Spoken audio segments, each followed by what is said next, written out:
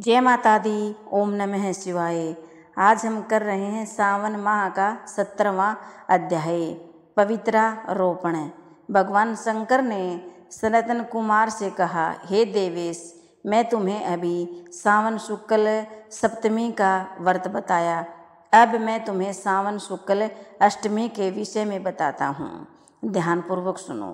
सावन शुक्ल सप्तमी को अधिवासन कर अष्टमी के दिन पवित्रारोपण करना चाहिए। जो मनुष्य पवित्रा बनवाता है उसका फल कहता है, पवित्रा बनवाने वाला यज्ञ, व्रत, दान तथा सब तीर्थ सेचन का फल प्राप्त कर लेता है, क्योंकि सर्व ज्ञाता शिवा सब में निवास करते हैं। अतः उन्हीं से आदि व्याधि दुख पीड़ा होती है और न शत्रु का भय रहता है।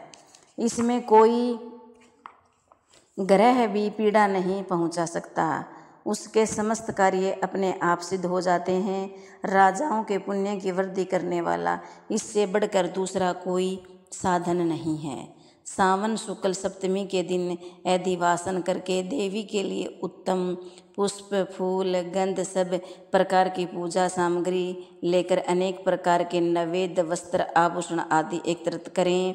फिर पवित्रा निर्वाण करके पंचगंधव पासन करना चाहिए। फिर चरु द्वारा दिग्बली और अधिवासन कर सुंदर वस्त्रों से पवित्रा का आच्छादन करना चाहिए।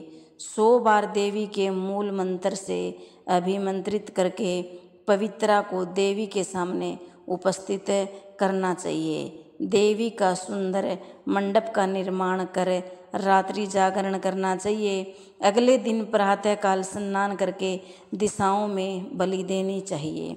विधिवत देवी की पूजा करने के बाद स्त्रियों तथा ब्राह्मणों को भोजन कराना चाहिए तथा दक्षिणा देनी चाहिए।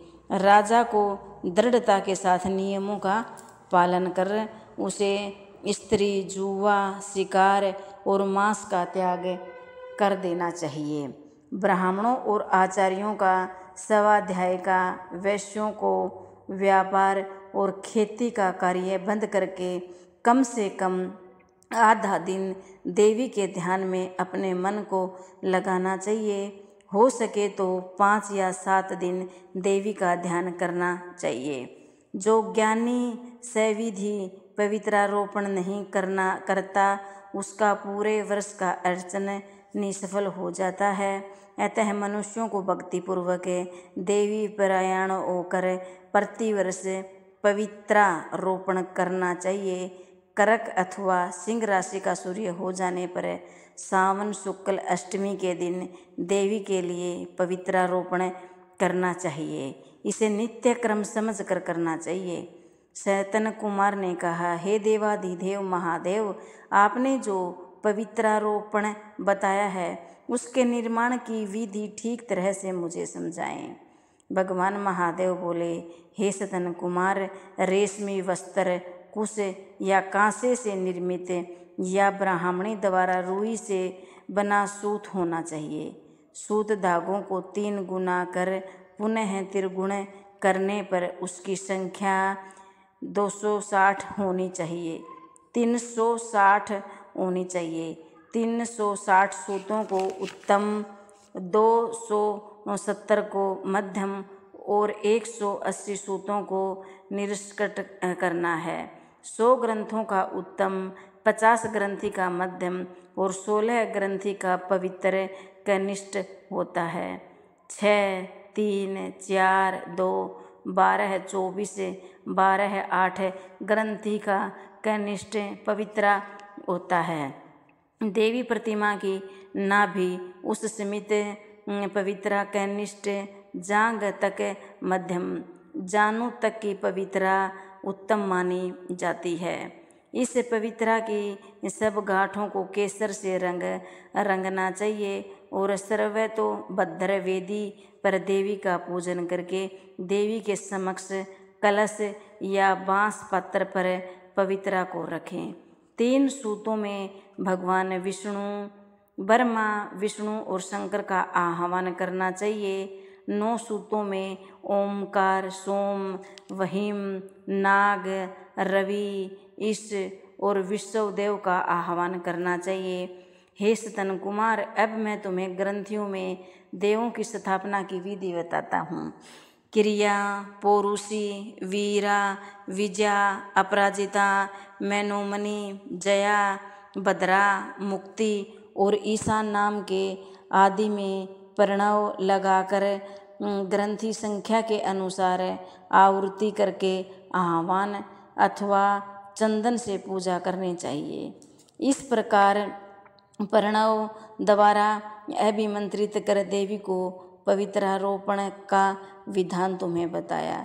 जिस दूसरे देवों को प्रतिपदा आदि तिथियों में पवित्रारोहण करना चाहिए उसके विषय में सुनो।